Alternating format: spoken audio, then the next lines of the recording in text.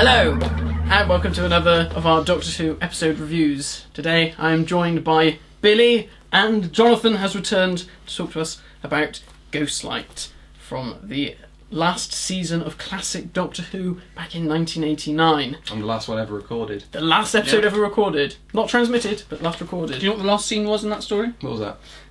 This is Pritchard with Gwendolyn. Was it really? That was the last scene that they shot. Huh. Yeah. Well, there we go. Yeah. Oh, what, when they turned to stone? Yeah. Wow. That was the last scene that they shot for... That's quite sad because you sort of want it to be something with like the Doctor and Ace. Yeah, like you the just Doctor and round it No, off. it wasn't. Yeah. That's Never sad. mind. Never mind. So That's my contribution for this whole thing. Thanks, John. See you later. now, I thought what would be interesting to say is, when did we all see this story for the first time? Oh, Now, wow. I Well, watched this. obviously I watched it when it aired. Yes. So I would have been... How old were you? 89. 6. 6 years Wow, old. that's a good age to be watching Doctor Who. Yeah, I was 6. You tuned in I remember watching it. every week. Yeah, Can yeah. you sort of? I can visualise that story. Really? You Yeah. can remember it that well? Yeah, I can. Yeah. Brilliant. Yeah. Was it in this house? Yeah, in this house, in the Fantastic. front room. Yeah. And I remember that very first opening scene, petrified, because it was, you know, as a 6-year-old, that was quite a scary Yeah. story. And Yeah. you see the two husks, you know, you hear them, Oh, don't you? yeah, Oh, yeah, And, they're creepy. gosh, I thought this is That- going to be a scary yeah. story. Yeah. Yeah. I probably saw this story mid-90s, so it probably was something like 94 or 95, possibly earlier. I remember Yeah. it being a taped off of UK Gold version. Oh, was it? Yeah. Before we got it on home video. So you were about 3 then, 4? 3 or 4, yeah. Yeah. Maybe younger, depending on what... I remember buying it from Cash Converters. Really? The only Doctor Who DVD I ever bought from Cash Converters. I don't know why it was there. I Excellent. think somebody, of all the episodes somebody chucked out, it was just happened to be Oh, Ghostlight. right. Fantastic. And so I think I watched it around 2000 and... I think the new series had come back, so it was probably around 2005 I first Okay, watched so it it. was... Yeah, and I You think... would have been, how old? Oh god, 9, about 9, Okay. 9 or 10, Right. and I think it went right over my head. Yeah. And I think that I had that perception right up until I watched it yesterday, that it That just it went was- right over my head, and I'm not going to get this. And Yeah. then, well, we'll see what I have to say about it later. So you've only seen it twice? Only seen it 3 or 4 times. I think I've watched it more than I'm letting on, but I think I've only kind of watched it in bits. Yeah, you know when you right. kind of watch Yeah, an yeah. episode and you kind of fall out of it and go, Yeah. I'm going to go do something else. Yes. Yeah, It's been that kind of episode for me. Okay. I.e. new series. Oh, sorry. Yeah, exactly. Yeah. Now, Or horror fan rock. No, I'm joking. not Horror Fan Rock. Brilliant story. now, because this is all about episodes that divide opinion, I thought it would be interesting to look at this gentleman's book, Mr. Mark Campbell, who originally wrote this book reviewing every episode of classic Doctor Who. This was before Doctor Who came back in 2005. And radio, And radio Oh yeah, stuff as Paradise well. of Death and yeah. stuff. and Hilarious and, what he writes in that. Yeah, yeah. and the Peter Cushing films, even Yeah. Curse of Fatal Death. Wow. 5 out of 5 he gave it. Interesting. I think it's funnier than that. Yeah. Especially for Moffat's first contribution Yeah. to the show. I think it's Did he write that? yeah. He did. Actually, if you watch Curse of Fatal Death, you can see the parallels between Yeah. that and what he then does in Doctor Who Oh, properly. okay. Is I quite wonder how shocking. he got into doing that, because he wasn't part of the Virgin New Adventures crew, was No. he? Like Paul Cornell and I think he Russell was T always Davies. a bit snooty about it. He walked out of the Probably. the, Yeah, the yeah, meeting, yeah, the Big yes. Finish, when I Big heard Finish about together, that. and he was like, I think he took round to Nick Briggs, who was like, "What are you doing writing? You're not a writer," sort of thing. Yeah. Gosh. Yeah. Wow. They all bullied him, didn't they, when they said he was writing Sirens of Time? Yeah. And for good reason, because Sirens of Time is Terrible pants. story. You haven't listened to Sirens of Time? Isn't that the one? Is that the new series one? No, no, no, no, no. Oh, No, sorry. the first Big Finish story. Oh no! Sorry, I think what's that Doctor Who new series one with some like sirens thing in it? Oh, Dreadful. The Curse of the Black Spot. That one is what I was Yeah. thinking of. Yeah, It's yeah. a crap story. Stephen Thompson. Dreadful. Is Sirens of Time better than that? I could imagine it was. Oh, that's a good question. Oh, come on, it must be, surely. Yeah, I suppose you kind of got to give it kudos because it's the first Big Finish story. And it's got 3 Doctors in it. Yeah. Oh, has it? Yeah. It's got Sylve, Colin and Davison in it. Oh, that must Yeah. give it some. Yeah, Yeah. that gives it a kick up the arse. Yeah. Okay. It Uh, some credence. So he reviewed all the classic stories. He then came back and reviewed the first of the new series when the new series came on. I don't know if he's done any updated editions. He has, yeah, he Or did. of the Yeah, newer he ones did. again. He did up to the one that I've got is up to the end of series 5. Ooh, I'll have to look for that. For his original rating for Ghostlight, he put this. Verdict. The unintelligible plot, scattergun editing, inaudible dialogue, which actually I did struggle to hear when I watched it the other day, and complete disregard for the casual viewer are unforgivable. You can hear the nails being hammered into Doctor Who's coffin as you watch it. 0 out of 5. So, do we agree with Mr. Campbell's? Not in the slightest. I wouldn't give it a 0. No, that's not at all. nonsense. I think that is madness. No, I don't get the scattergun editing. It seems very linear to me, the editing and the way it's paced. Yeah, it's definitely. Very good. I think the issue just comes from the script. Just doesn't really make an awful lot of sense. I sort of understand the casual viewer criticism. Yeah, because... But other than that... Well, explain your story with your friends who watched it with you. Well, my friends like Time Lash. Yeah, I watched More than Time Lash Remembrance with of the them Daleks. That's crazy. on Halloween, and they enjoyed it. I said, let's watch Remembrance of the Daleks. I thought it's a bit story. Michael Bay. You know what I mean? There's a lot of blowing up. And, lots of explosions. It kind of keep their attention, especially because they're only used to the new series. So yeah, definitely. I'll put that on, and it's Syl, so I hope they like them. And they got bored after the Terror in Sotter's Yard scene. Oh, really? And I thought, okay, well, what can I do here? And somebody said, can you get the worst episode of Doctor Who ever and put it on? So I went upstairs and I got Time Lash to put it on, and they watched the whole thing. Gosh. And at the end of it, thought it wasn't actually that bad. Yeah, and so we watched Ghostlight yesterday, and they enjoyed it. But as casual viewers, they would have enjoyed it a lot more if they said they'd enjoy it a lot more if they understood it. Yeah. And they didn't get it in the slightest. Didn't understand what was going on. They're a bit stupid. Well, I don't know what's going on, and I've been a fan of this thing. That was a question that I was going to ask you, John. Obviously, this Don't ask any questions. This is going back a bit, but when you were a 6-year-old boy, did you watch this story? Enjoy it? Did you understand it then? Yeah, of course not. I didn't have a clue what was going on, but visually it was good. Yeah, and I enjoyed it for that really. I mean, I didn't have a clue. I was 6 years old. Having watched it, as an adult, a lot more. A number of times, bits and pieces. It's one of those stories that you can't. Oh, I'll just go and do this while I'm, like you. Definitely. I'll That's go on the why I never got laptop, or no, you can't do. You have to sit down and watch it to make any sense of it. You will lose the thread of that might be why it's quite a drag to watch then, because through most Doctor Who episodes you can kind of relax, but then you're constantly watching for the little moments. Work it out. Yeah. What is happening. Lots of characters and how they interact, and how they interlink. That was my problem with it. I thought there were way too many kind of characters for its own good. I mean, I know why they're all there. I understand why they're all there, but it just got really confusing when. I mean, I remembered it all, but then. Java, Ratkin, Control, all this kind of stuff. Yeah, it's a lot of things to deal with in such a short space of time. Yeah, especially episodes. Yeah, it would have been better. It had been maybe 4, and they could have. 4 episodes would have been paced it out better and explained it better.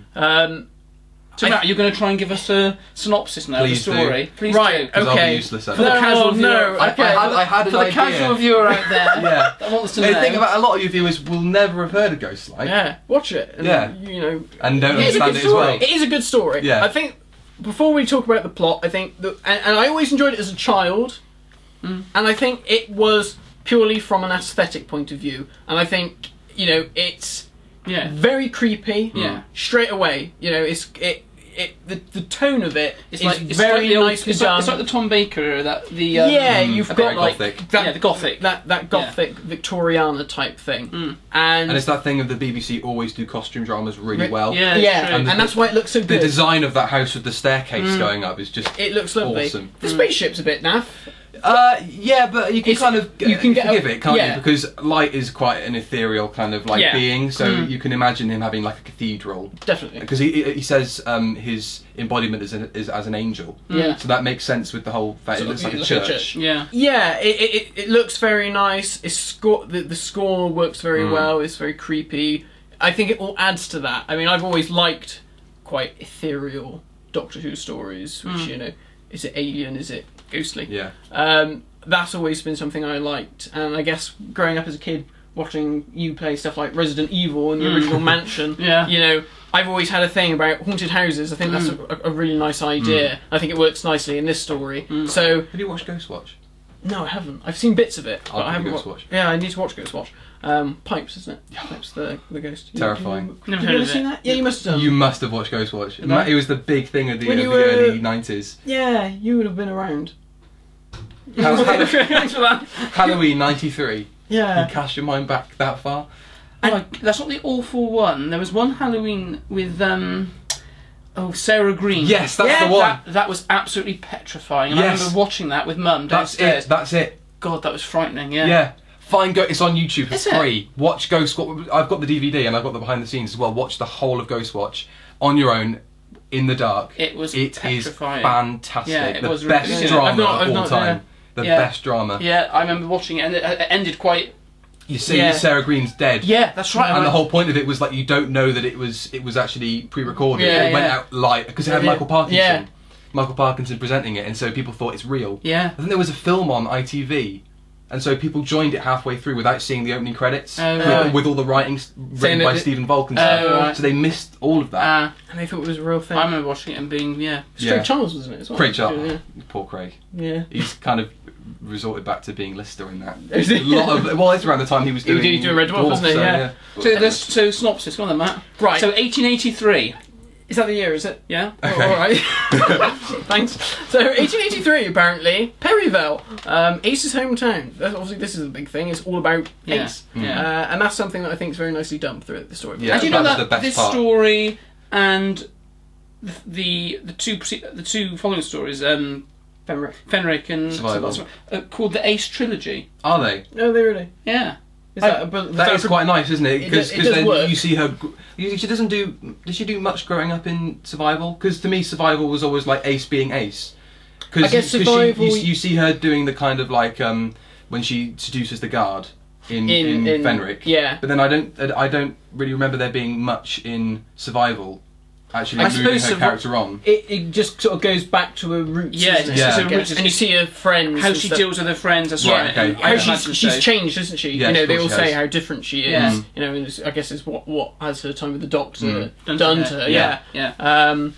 That's a seduction scene in Curse of Fenric is so awkward. Yeah, it's really terrible, isn't it? to watch. Imagine him doing that now. She might as well have just lifted up her skirt and showed him a bit of thigh. It would have been. Oh dear. It would have worked so much better than all this stuff about I can feel the wind whipping through my dress. Yeah. They'd be like, what? Can you?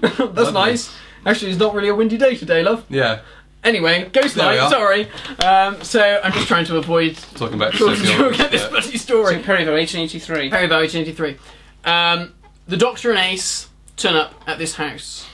And the Doctor knows all about it because he's Sylvester McCoy. He's in his mysterious game player.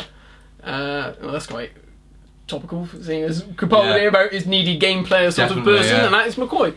That's Clara though. Well, and himself. Yeah. So they are at this house. Gabriel Chase. Yeah. Gabriel Chase, which is also I always get irritated with that because I always think of Harrison Chase from Seeds of Death. Yeah. Oh yeah. Seeds of Doom. Doom. And oh god, help me! There's all these weird goings on. All the people there are a bit bizarre. We have the Neanderthal man who is the butler. We have Mrs. Pritchard who is the head maid. House.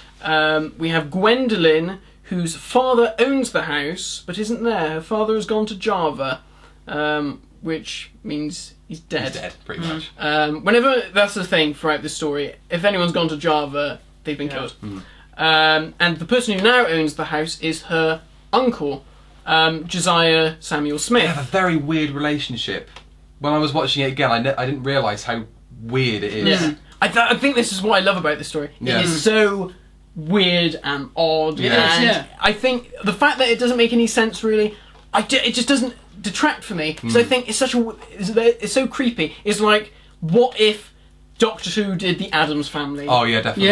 It's like that, or the Munsters, but they're really off their tits. It's like, there's something. I don't want to say Texas Chainsaw Massacre about them, but it is that sort of family unit. They're all a bit strange. weird. Odd, they're in the weird house. Like the Toffolo family. Like the Toffolo family, So I'm a bit scared now. yeah, Should be afraid. Be very afraid. So yes, where were we? And so there's a spaceship. Oh no! Well, before we get to the spaceship, there's also a big game hunter wandering around the house, whose name is what's his name? Redford Sven Cooper. Redford Sven Cooper, who is actually looking for Redford Sven Cooper. He is, yeah. He's gone mad because They ever reference the fact they find his lighter and then connect up the name? Because I was waiting for them to say, "Hang on, Redford Vancouver RCFR. You know, he sees his reflection in the glass and he goes, Redfern, our fellow, but they you look like a ghost, but they never sort of say, they never connect the object in the floor to him. Oh, I see, yeah, when he finds it and he uses his radiation detector, and he says the letters and she says Royal whatever. Flying Corps. Yeah.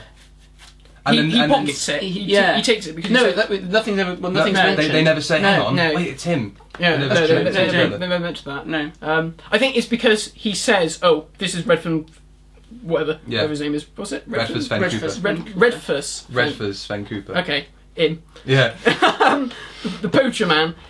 I think it's because he says, oh, that's the bloke's lighter that I'm looking for. He pockets it. And then when he sees his reflection and goes, oh, Redfus, you look like a ghost, I think they're probably just meant to go, oh, that. Okay. I think they're just probably meant to tie the dots. It's one of those stories that you. Nothing is explicit in this story. So, yeah, there's a big game hunter wandering around who has forgotten who he is. He thinks he's looking for himself. And it's all about the reason why he's gone mad is because he talks about seeing this blinding light that has frazzled his brain, and he gets locked away into the interior, which I never really get. What is that about? It's just like a room with a light in it, and they just time up. That is unclear. It's not really clear what that's all about. I thought the whole story was going to revolve around that room specifically instead of the because you don't know there's a spaceship underneath the. And then as the story progresses, we find out that there is a spaceship under the house. This is where it gets very confusing. This is where it gets very confusing. What you might want to say before you get. I know. Are you going to say about Josiah Smith? No, I'm going to say about why the Doctor brings Ace there. Well, we don't. I was sort of just going. That's around part 2. All right. Yeah. Okay. Fair enough. Or at the end of the episode. It's the end of episode 1. She finds out. Yeah. Go on then. So there's a spaceship under the house, and there is a creature living in the house that the maids go down and they feed, which is Control. And there is also another entity within the ship called Light, but we don't really sort of hear about that until episode 2. So for all we know, there's just this strange creature locked away in this spaceship. And all the people in the house keep the house really dark because they're terrified of the light, of any kind of light. Yeah. And they say later on, the house sort of comes alive, doesn't it? After dark. And as the story progresses, I can't remember how Ace finds out that this is Perivale. What happens? Don't they mention Gabriel Chase? Then they say, and she says the name of the house, and then she calls Professor. He's in one of the other rooms, and he runs out to the hallway. Yeah, and she says, this is Perivale. And then and we get the whole backstory of when she was 13, white kids firebombed her mate's flat. That's right. You never find out if she died or if she was injured. Because I know in some Virgin Adventures she died. Oh really? But in some of them she was just injured. She was scorched by the flame. Oh okay. We've got the Target novelisation. I wonder if that would shed more light on the situation. Possibly, yeah. Just a pun. So she explains that a friend got firebombed and she was really angry. She broke into this dilapidated house, which was Gabriel Chase. Something was in there. There was an entity within it that really gave her the heebie-jeebies. And she burnt the house down. And she says to the doctor, at the time she didn't know what this entity was, she said, but now she knows it was alien. So the doctor is basically, because the doctor likes messing around with Ace's brain, because he's nice like that. Yeah. He just likes messing with her, and he thinks, I'll take her back to one of the most awful memories and make her face her fears, sort of thing. And she goes down into the basement, into the ship, and this creature, Control, gets out. And there are these other creatures, the husks. The husks. Oh man, they're brilliant. And that's the scary. They're very scary looking monsters. I'd loved it if they'd come out of the spaceship. I was waiting for them to come out and into the house. Have a kind of run around the corridors and hide in that'd be good in the house. And stuff. But they only are former shells, aren't they? Shells. Of Josiah. I was going to say they're only contained to the ship. You never see them elsewhere. And they are former husks of Josiah Samuel Smith, because who's the owner of the house. Because Josiah is also an alien, and he is evolving, and he is attempting to evolve into the dominant life form on planet Earth, which is Victorian gentleman. Yeah, it's all about evolution, this story. Evolution. Yeah. And Josiah wants to become a Victorian man. He has this poacher in his house because this poacher has a date with Queen Victoria at Buckingham Palace. And he is teamed up with this loopy game player. Game player? No, he's not a game player. He's a game hunter.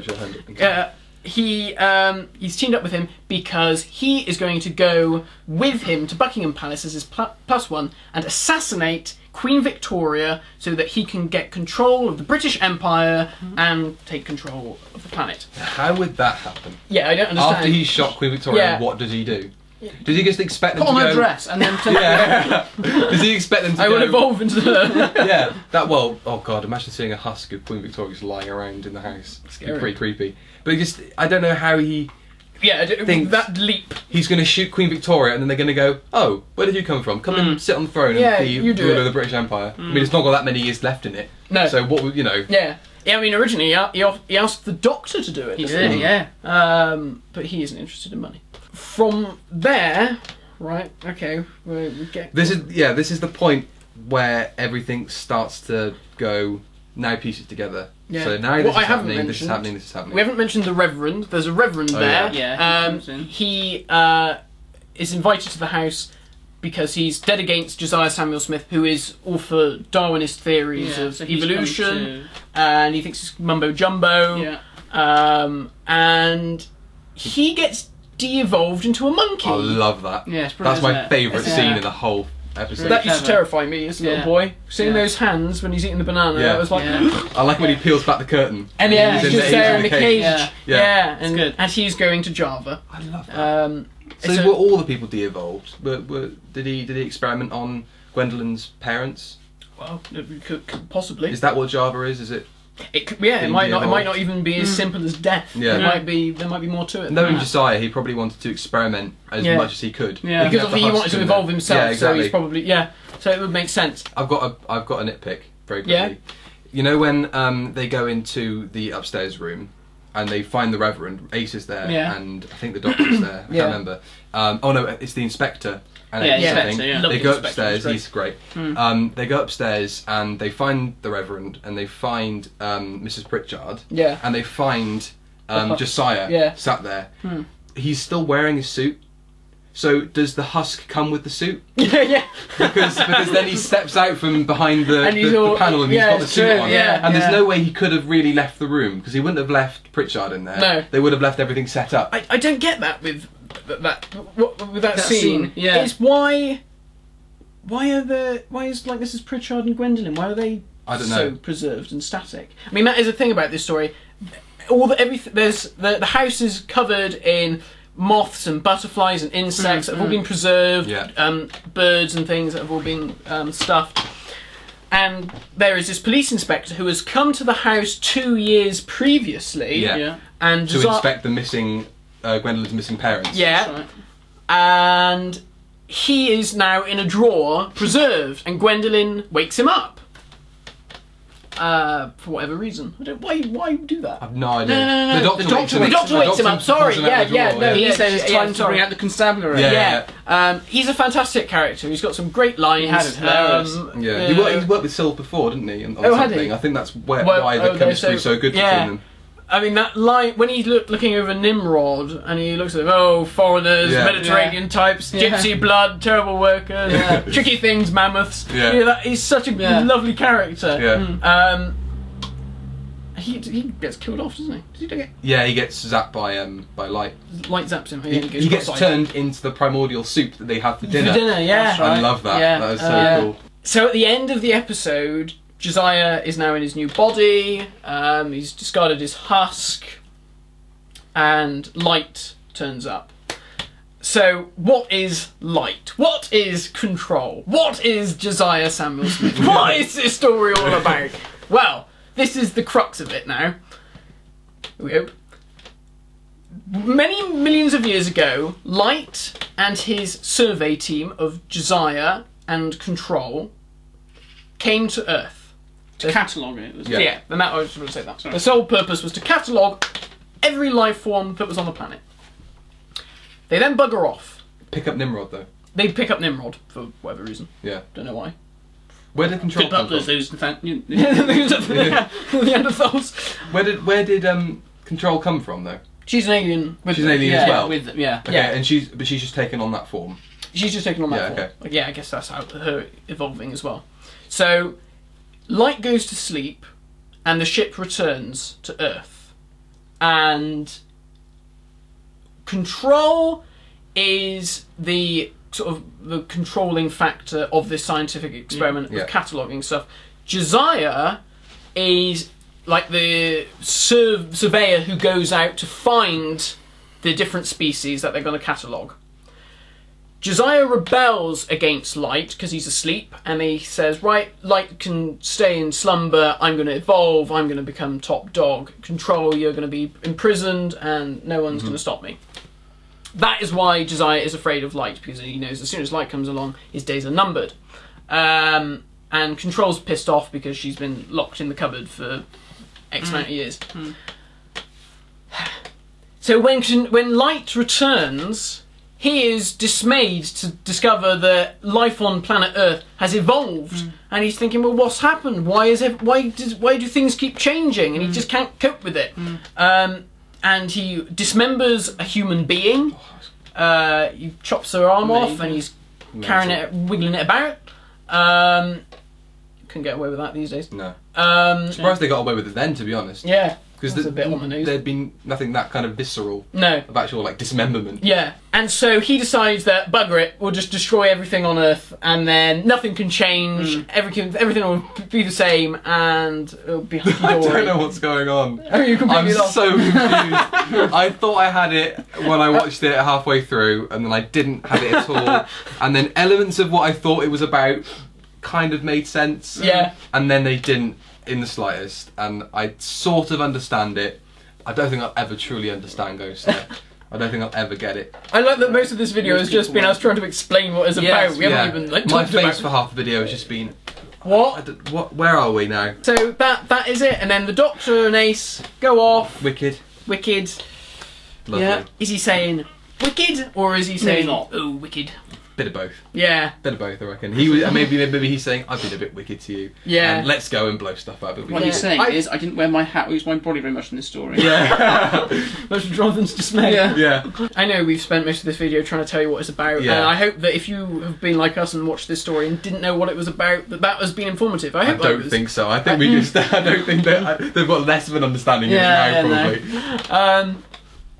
But that's it. It's about evolution and cataloguing aliens. That's it. The story doesn't make sense very much when you watch it.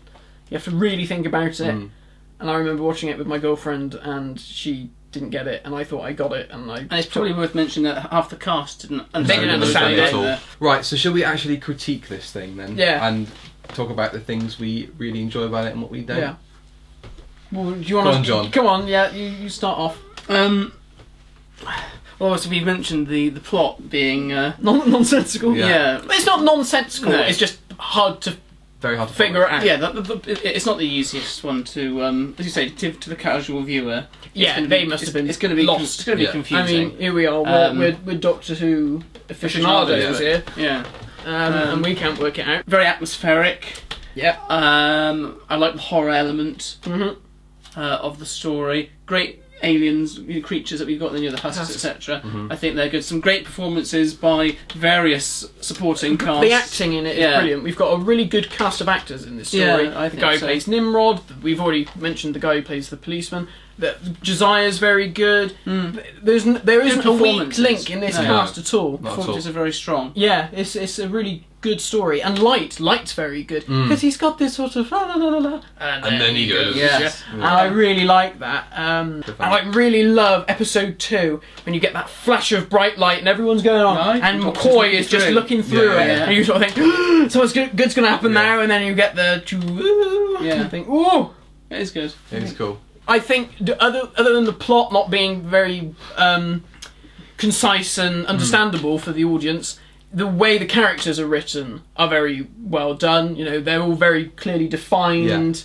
And then the performances really do build upon that. And there's a lot of there's humour in it, but it's very black humour. It's very macabre.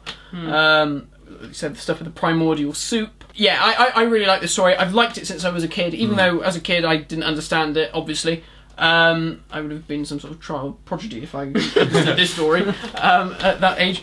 But I think it's all those elements, the horror elements, like you said, the creepiness of it, really just makes it an atmospheric and enjoyable story. It doesn't matter if it doesn't really make sense. Yeah. You can find there is good in it, even if the story doesn't really make a lot of sense. Yeah. It's too dark.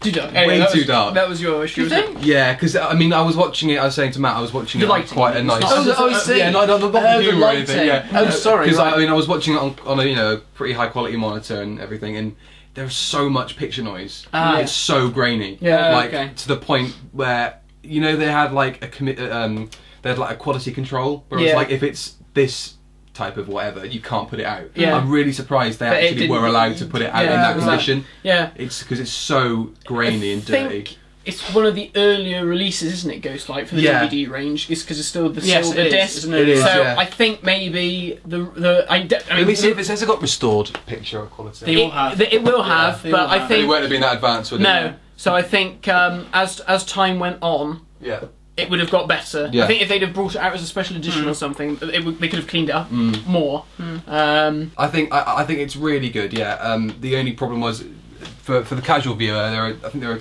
slightly too many characters, too many names being thrown about the place, and not enough answers for them. True. Like, do you ever find out who Ratkin is? No, I don't know what she's saying. Yeah, she just sort of says Ratkin, doesn't she? Control. Yeah, I don't know what that means. Yeah, isn't that just what she calls Ace? Ratkin. She calls Ace Ratkin. Yeah. Oh yeah, that's it. That's her name for it. But, yeah. I don't know why. And I did like the whole thing about She's scary actually. Control. Control is very creepy. Terrifying. It used to scare me as well. But I like the whole thing with the Doctor calling Ace Eliza. Yeah, Eliza, and the whole point is really he's trying to kind of make her grow up into a young woman. Yeah. Stop being a rough, chavvy teenager blowing stuff up in your schoolroom, and be a nice girl who will go on to become a Time Lord. Yes, well, maybe. I've never really been so struck on that. No, myself. I don't really get why you. It would be nice, but I don't think they have. I think we would need to see it to really get what they were. What the idea. That was our whole plan. That in season 27, if it had been made, the Doctor would have sent Ace to Gallifrey to join the Academy. She would have become a Time Lord. And the story that was going to be here in this place was Longbarrow, wasn't it? Longbarrow. Yes. Yeah, that's right. Yeah. Which is really cool. I love the idea of Longbarrow, but would you rather have seen Longbarrow than Ghostlight? No. Really? Yeah.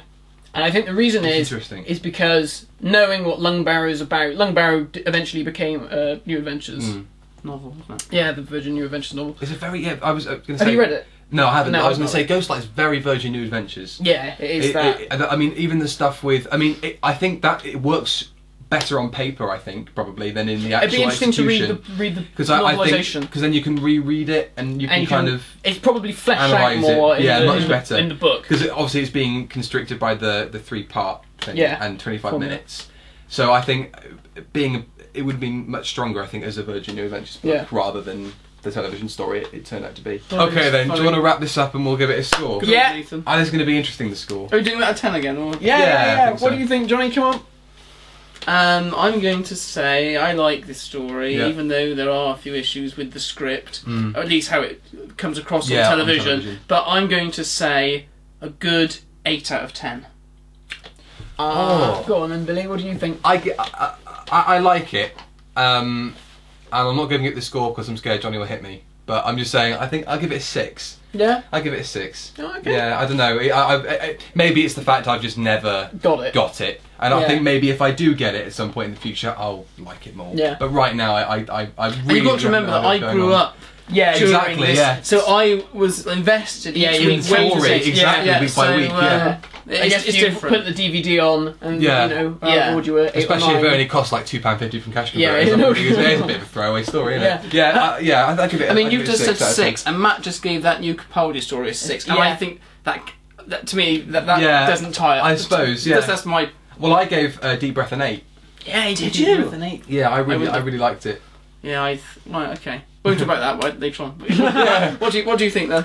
I'm going to be with Johnny on this one. I'm going to give it 8 out of 10. Oh, yeah. I really I like this story. Alright, okay. I had it on the other day and I thought, even though I haven't got a clue what's going on, I'm loving this. I'm entertained. Yeah. I'm very entertained. You know, there's nothing in it that's making me go, yeah. Oh, God, why did you do that? Well, you'll be happy to know, John, I prefer Horror Fang Rock to this story. You do? Yeah, definitely. Well, Horror Fang Rock is a better story. I would definitely say that. Yeah. Horror Fang Rock's a great story. Yeah. So I'd say an 8. Maybe 8. Yeah. Yeah. An 8. An 8.6. Yeah. Okay. Well, that's a fair spread. Just out of interest, Mm. would you say Deep Breath was better than this? Yeah.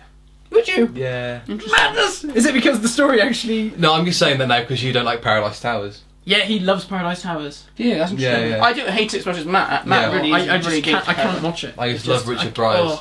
Oh no. Oh. good acting, but I'm not sure. Yeah, I'm not sure his acting was top notch in that. Paradise Towers. Shame, really. Yeah. Well, there we are. So 8.86. Yeah. Interesting. And what's coming up next week, Matt? Next week. I go back to school. Jonathan goes back to school.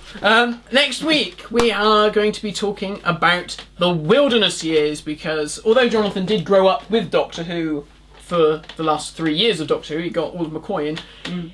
You know, like us, you became a fan properly in the wilderness years, didn't you? You know, you got into Doctor Who, all the old Doctors and everything. Which seems through that weird time to think that when there was nothing, Yeah. the fandom grew more and more. Well, there wasn't nothing, as we'll discuss, but... So we're going to talk about that. We're going to talk about our own experiences, and yes, we'll have an interesting time talking about how Doctor Who tried to survive when it was no longer on television. Yes. So thank you for watching. I hope you've understood what Ghostlight actually is about. If you think what I said was complete nonsense, then please post it below. And if you've got your own version of what it's about, then post that below, because I wonder we will if be there are any interested other in theories behind it. Yeah, you know, some people might think, well, actually, It's about this. yeah, light is God. Oh, Yeah, that's Ooh. there we are. nice Put one. that out there. He's trying to catalogue his own creations. Yeah. Or... Yeah, maybe he started creation, and That's it a all nice evolved, idea. and it all escaped from what he had intended. Yeah.